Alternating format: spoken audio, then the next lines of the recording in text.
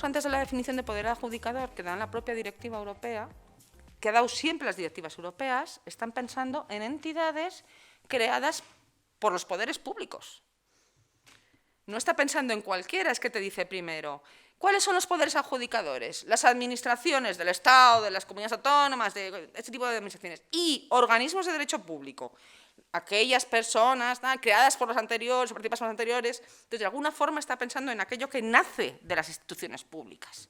No está pensando en otras figuras que, aunque tengan una repercusión constitucional, son figuras que se crean por los particulares, como son los partidos políticos, los sindicatos. Entonces, no son exactamente creaciones. ¿Qué es lo que ocurre? Que al final hay dinero público en juego. Entonces, como hay dinero público en juego, como están, en su caso, financiados más del 50% por dinero público, es por lo que se les incluye. Pero no porque sean realmente entidades del sector público, es que no lo son. Y por eso, además, la regulación, si se fijan, no están entre los entes del sector público, dentro de las diferentes tipologías, sino que están, igual que las corporaciones de derecho público, excluidas. Trabajo fijo frente a trabajo temporal, porque hay un problema no solamente de mayor desempleo femenino, sino un problema de peor calidad del trabajo femenino. Todos estos aspectos que se propusieron, a algunos grupos parlamentarios le parecían excesivos. Otros decían que la situación de crisis económica que todavía tenemos, aunque sea menor, pues hay muchas empresas que todavía no están en condiciones de hacerlo.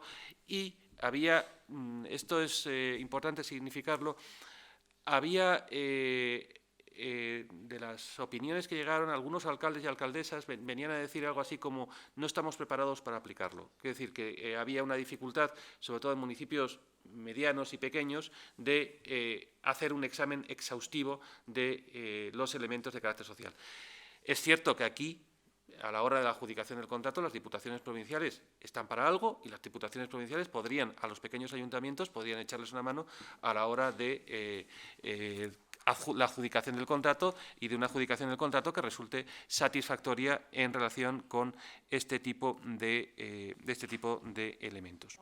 Lo que ha funcionado bien son los recursos especiales y ahí ahora voy a exponer algunos datos que hemos extraído en el informe de justicia administrativa que elaboramos a la Universidad Autónoma de Madrid desde el año 2015. Llevamos 3 años haciendo un informe en el que evaluamos empíricamente el funcionamiento de la justicia administrativa en algunos sectores.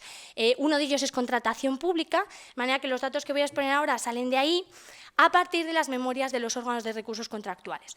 De manera que cuando decimos que funcionan bien, vamos a hacernos una idea de cómo funcionan bien en la práctica, que sea con datos, que no sea solo con impresiones personales.